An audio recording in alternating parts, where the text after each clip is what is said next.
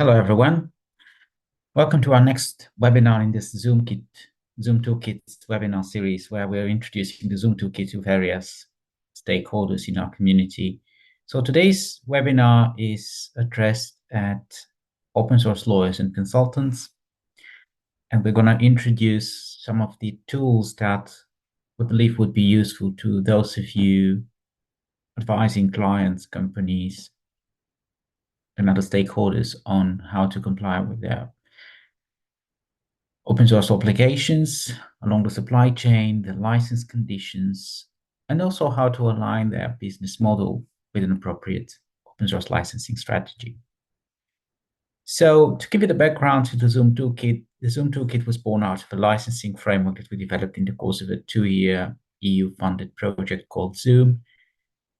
And in this framework, we took the approach known from other disciplines as SCP, so structure, conduct, and performance. We use this methodological framework to analyze the structure, conduct, and performance of companies in various respects. So, for example, in terms of structure, we look at criteria such as age, size, and type of the company, whether they have any experience with open assets, what is their business readiness, and whether they have any experience with one of the emerging technologies that we address in ZOOM. So we're looking at AI, blockchain, quantum computation, and robotics.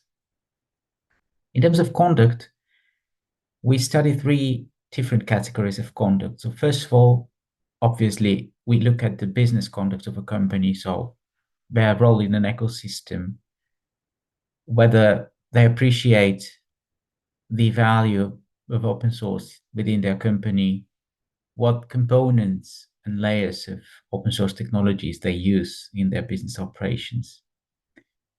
We also look at legal conduct, where we focus on the IP strategy of a company, how a company deals with complementarities between open source and proprietary intellectual property, such as, for instance, patent portfolios, and their licensing strategy, both with respect to the software and other assets they consume as users of open source, meaning inbound licensing, but also how they release their products under favorable and compliant open source licensing terms, so the outbound licensing to the rest of the world, to potential users of the company's products. And then we have a special focus on hybrid assets, mainly focusing on artificial intelligence as a sort of a new emerging type of intellectual property, where you have intertwining assets that may be governed by different varieties of IP protection and be covered by different rights, such as, for instance, design rights or copyrights or indeed patents. So we try and look at these as a hybrid combination that comes together and that can potentially be licensed as a whole package, and try to unpack the complexities of licensing of such of AI as a whole, as a package, so to speak, and not as an aggregation of just individual elements. And then finally, in terms of social conduct of the company, we look at the impact of using open source technologies, the ethical considerations of using open source assets. And finally, in terms of performance, we look at the sustainability of the company in economic, legal, and social terms over the course of its life cycle. So the toolkit that we developed is essentially a resource that offers knowledge, tools, and best practices that already exist, and some of them that we developed within the course of the project, that aim to support businesses in aligning their business model with an appropriate and matching licensing strategy. So the main question that drove our project was, how do we make sure that when you start a business, you have a very good and solid understanding of your business model in such a way that you can match it with an appropriate licensing strategy from the outset of your business, and not say you've already been developing your business for 3, 5 years, and then you realize that you don't have a matching sustainable strategy for monetization, that your revenues are, for instance, dropping, and you suddenly feel the need to introduce proprietary elements to your business offering, because what you want to monetize is in fact freely available for anyone to use, precisely because you chose to release on open source licensing terms. So we want to prevent these sort of disappointment, I'd say, and sometimes this can lead to actually businesses ceasing their operations because they can't find a sustainable way to continue operating as open source businesses. So we want to focus on the elements and support you as legal advisors and as IP strategists and as consultants to help your customers understand how important it is to nail down the appropriate IP strategy for the business model from the early stages of even thinking about how companies going to make money. So just a brief overview of the various tools that we have in the toolkit. We have a variety of tools addressed to different stakeholders. So we aim to support not only, of course, obviously consultants, advisors, strategists, but also developers. So we have some technical tools that are addressed at developers, aim to support them in their day-to-day workflows. So literally license management at the granular level, with tools such as free use, or indeed other code scanning tools and so on, to really support from the technical side the work of developers. But we also have tools for supporting organizations such as patent offices or IP officers, who may be advising these companies in their capacity as an advisory body or a registration body or what have you. So these tools are, for example, the collection of various services that may be provided by an open source programs office on an as a service basis. And then, of course, for you as open source lawyers and consultants, what would probably be most useful would be the licensing tools that help you understand, based on some very basic questions, what the appropriate license for your client might be, and then figure out details around it. Because obviously these tools are rather supporting, but they can't be the only source of information for making a sound business or indeed legal decision in any case.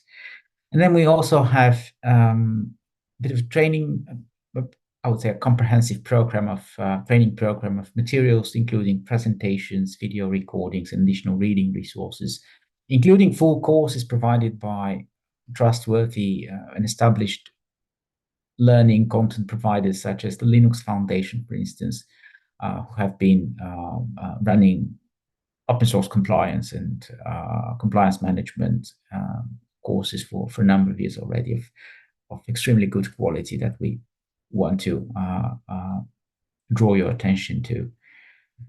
So these tools, each of these categories of tools, are actually separated in 3 main categories. So we have tools that apply to businesses that are operating primarily on open source software, and we have similar divisions for open data and open hardware. Now, obviously, in a modern business, even if you operate in the open data or the open hardware field, it's inevitable that you're going to rely on quite a bit of open source software as well, and vice versa sometimes. So these distinctions are merely to help you navigate the tools better, but in practical terms, you would, as an advisor, you would probably end up using these tools on a regular basis interchangeably. So you would probably you would probably use tools from the open source software toolkit, and then obviously refer to some of the tools from open data for when your client needs to, for instance, incorporate external data sets or use or procure the use of machine learning models, but open source or distributed under different terms. So in this sense, these distinctions, divisions are not are by no means strict.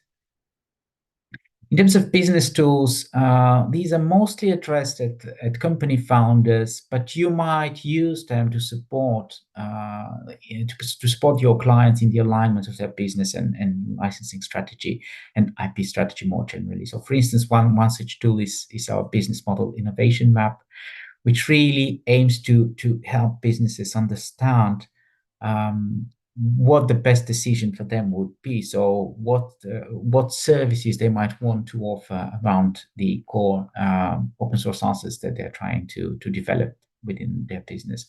So these tools can be used, for instance, in company workshops to help and steer the discussions in the right direction.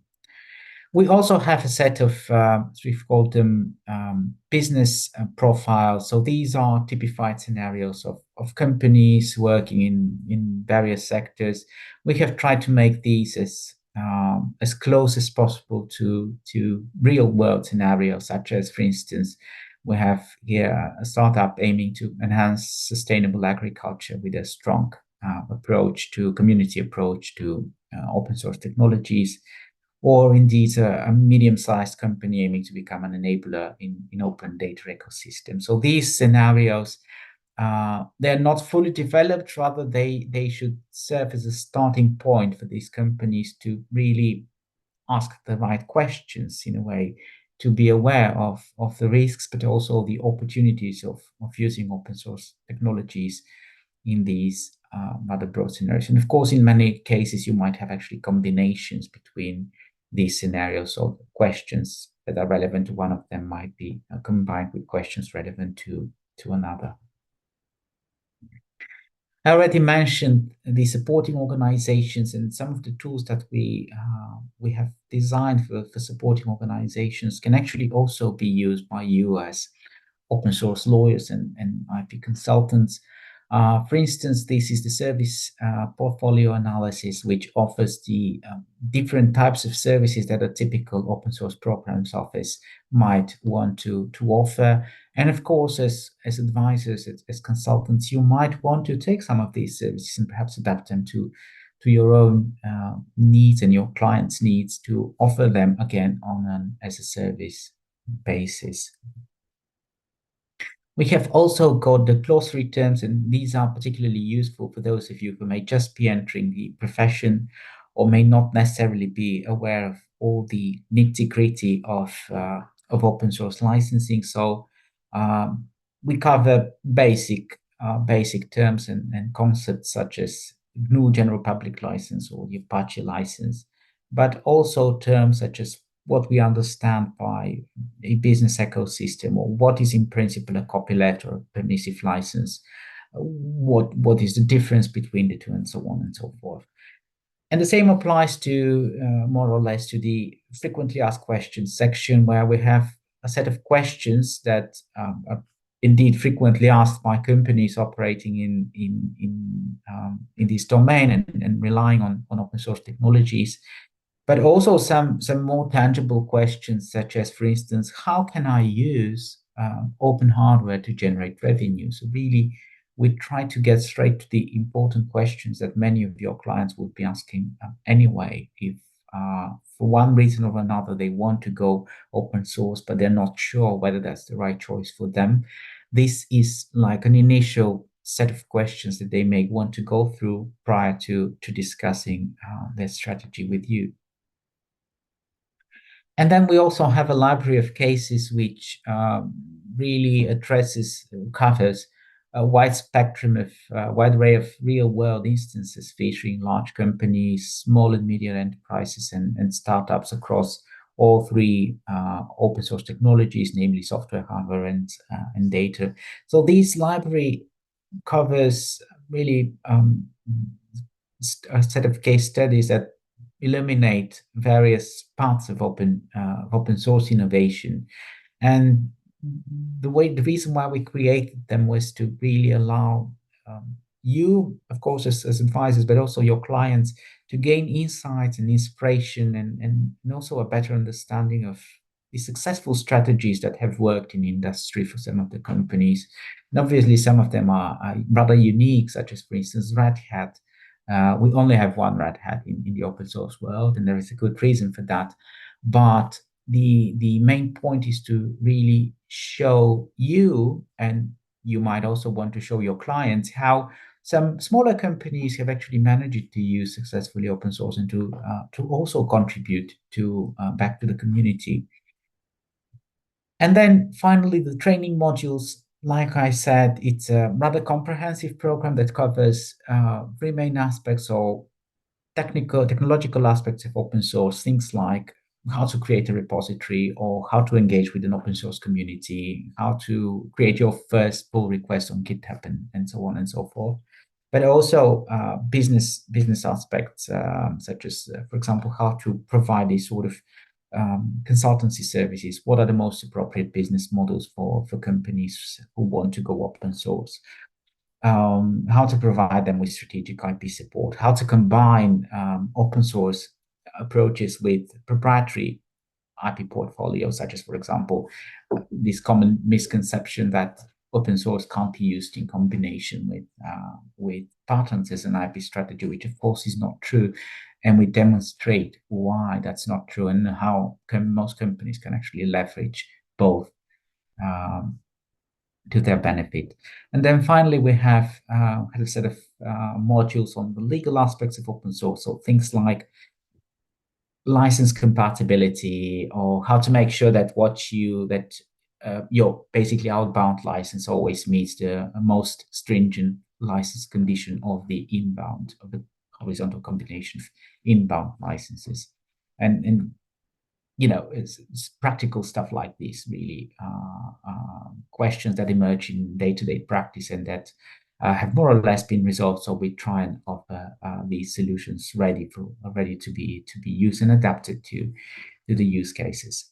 And then finally, the AI is a hybrid asset, which is a bit of an experimental tool where we mainly aim to, this tool was mainly created for you as consultants and advisors to really help you, together with your client, reason about AI and where the different levels of protection lie and how different aspects of an AI product offering might be protected by different sorts of IP rights.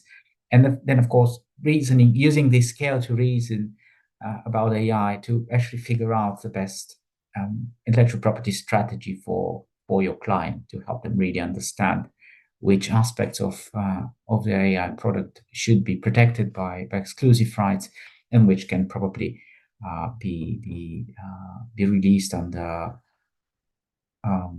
either public domain dedication or just protected as trade secrets or other forms of protection, whether contractual or otherwise. So this is contact information of some of the team members. And now I would like to very quickly walk you through our toolkit.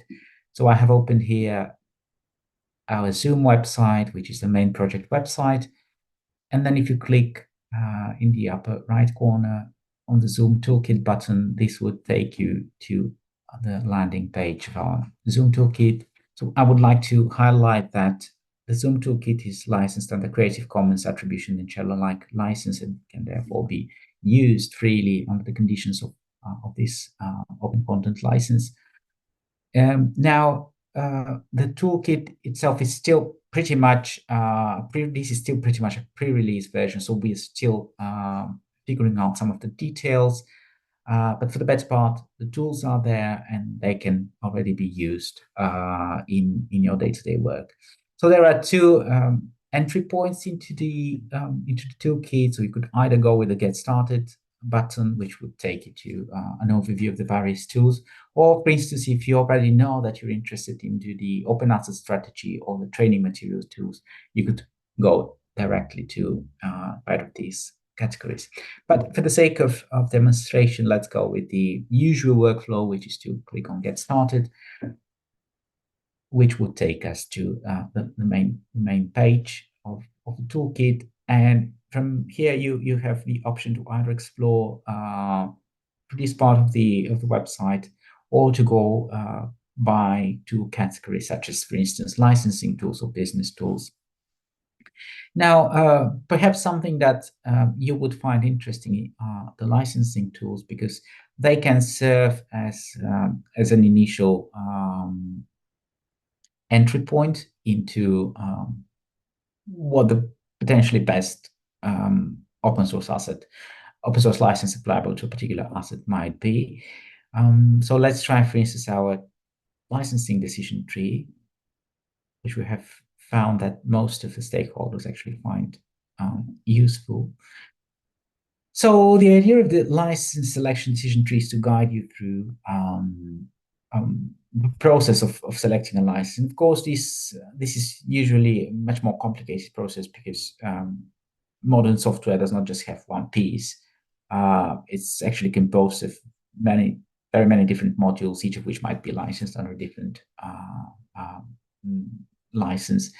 And then we also have, of course, libraries that you rely on, those third-party libraries, which may be licensed under different licenses as well. So the combination of these is always a question that only a qualified open source advisor might answer. But for the sake of simplicity, we have created this tool to support you in at least figuring out, getting an idea of what the potential license space, so to say, might be for your client's product.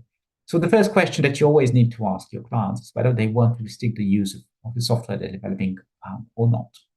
And then if they say, yes, I want to impose certain restrictions on how people might be using my product, then clearly you should steer the discussion into figuring out a proprietary IP strategy, because in this case, open source would most likely not be an option.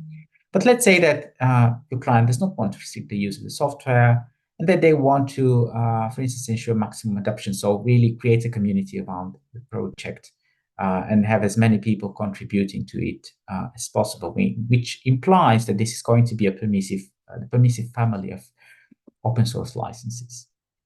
And then the next question is to ask whether your client would like to get attribution when people use their software or not. And in most cases, that will be the case. People would like to get attribution for when their product is being used by a third party. So let's say that they would like to get the attribution. And then next, very importantly, whether your client would like to grant an express patent license or not. Or some of the licenses come with express patent grant and some don't. And clearly, this depends very much on whether your client has a rich patent portfolio or none at all, and whether they're interested in principle in having such a portfolio or not. So in this case, let's say that they are not that interested in granting express patent licenses, whether because they don't have any patents or because they don't want to grant such express licenses.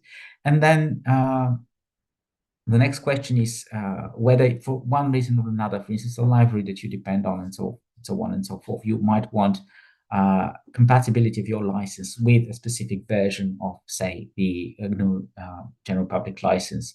And in this case, we're asking about GPL v2. So let's say that we want our license to be compatible with it, because some licenses are not compatible with certain types of copyleft licenses. And then you get a recommendation, which is that in this case, for your client, the MIT or the PhD license might be the best solution. So you have these sort of tools also for other types of assets. And you also have the business tools. Like I said, I would very much like to invite you to explore our business model innovation map for open source assets, which is available in a downloadable version that can be printed, for instance, on an A3 paper, and you could use this in a workshop, or you could use, of course, our interactive version of the map, which again starts with a set of simple questions to help your clients figure out the best business model for what they're trying to do, and whether and how open source might be a good match. So in the interest of time, I would like to invite people from the audience to ask maybe a question or two. And of course, I would like to invite you all to just explore the toolkit, because it has a very rich collection of tools that I'm sure many of you would find useful in your daily practice. So as your question from the audience, please feel free to unmute yourself and ask. Yeah, thank you. First of all, I would like to thank you about the presentation. My name is Katerina Yordanova, And I actually am looking forward to explore this toolkit and to get to familiarize myself more with the different tools, and also how I can use them when I'm advising my clients. So of course that's on me for the future, but I would like to ask you, because that's a certain case that I have in mind, which of the tools that you presented in your opinion would be suitable for clients that's let's say their business, the business model that they're developing is based on data, primarily on data. Right. Thank you very much for the question, first of all, and of course for the feedback. I really hope this talk is going to be useful for what you do. So, excellent question, because actually the open data part of the toolkit is probably the least developed one, and there's a good reason for that. Data as such is not covered by an internationally harmonized intellectual property right, like software, for instance, is covered by copyright, and we don't have anything like that for data. In fact, we pretty much know that data is not covered by any intellectual property right. So how do we deal with, because organizations have been releasing data sets under various licenses. So the enforceability of these licenses is a completely different story. We know this as lawyers, but still, even in worst case scenario, these licenses would be deemed contracts. So their conditions would apply in one way or another. So how to make sure that, yeah, for example, if you want to combine data sets originating from public authorities released under a particular version of Creative Commons, for instance, and you want to combine these with data sets originating from a private company released under proprietary license, which also requires that certain combinations with other licenses should meet certain conditions. How do you ensure this compatibility? I'm actually very happy to refer you to the Open Data License Speaker, which was created by Enrico Daga, who is a researcher at the Open University in the UK, and this tool that he developed for the Open Data Institute in the UK actually helps you by asking several questions, pretty much like what I demonstrated with open source software, to figure out what the best data license might be. So just to very quickly show you, if you click on this tool and you start with the questions, you can see it's a pretty detailed, in fact, it's a pretty detailed tool that can show you various information, various details about the different open source licenses that apply to data. And based on a set of questions, you could actually get a recommendation. So say, if we say, should the license prohibit the distribution and modification of data? So let's say, no, we don't want to impose this restriction.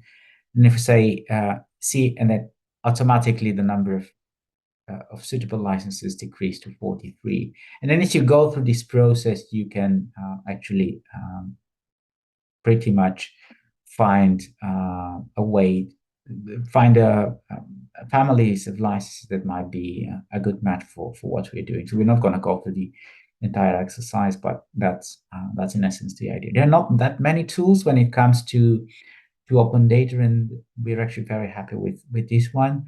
And of course, probably in the future there will be more coming up. But as of yet, precisely because of the uncertain nature of data as protected by intellectual property, there have not been that many tools out there to support this type of work. Okay, well, thank you very much, everyone, indeed, for joining this session. We have a last one remaining of our webinar series on Thursday. So please check out our announcements on social media, register for our webinars, and we look forward to seeing you next time. Have a great day, and bye-bye.